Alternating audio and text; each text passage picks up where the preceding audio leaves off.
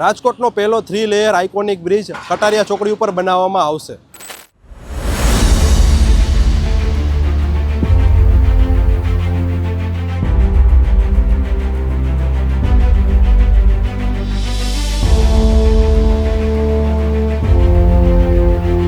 જેને લઈને અત્યારે ડાયવર્ઝનનું કામ ચાલી રહ્યું છે, જે પણ ટૂંક સમયમાં પૂરું થઈ જશે અને બ્રિજની કામગીરી શરૂ કરી દેવામાં આવશે।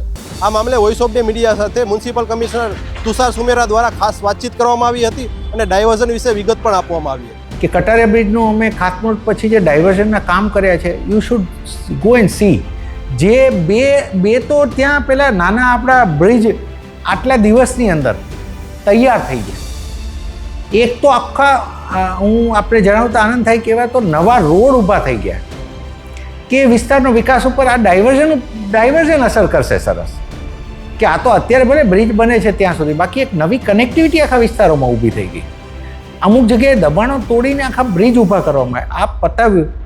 આજની તારીખે અમે હવે ટ્રાફિક બાબતમાં બહુ શ્યોર થઈ ગયા કે અમારું કટારિયા બ્રિજના કામ દરમિયાન લોકોને હા ડિસ્ટન્સ વધશે, તો મેજર હાલાકી નહીં પડે કે આખું એક શ્વાસ રોકાઈ જાય આપણો જે પ્રકાર।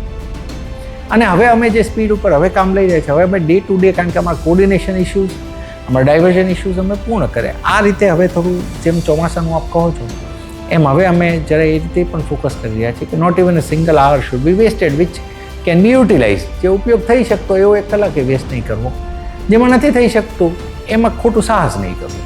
તો તમે જોયું કે કમિશનરના કહેવા મુજબ ડાયવર્ઝનની કામગીરી ટૂંક સમયમાં પતી જશે અને પુલની કામગીરી પણ શરૂ કરી દેવામાં આવશે। શરૂઆતમાં વાહન ચાલકોને થોડુંક હેરાન થવું પડશે, પરંતુ પુલ બન્યા બાદ વાહન ચાલકોને ઘણી બધી શાંતિ થઈ જશે। કેમેરા પર્સન ગૌરવ લશ્કરી સાથે હું Nikhil Maka, voice of day, Rajkot.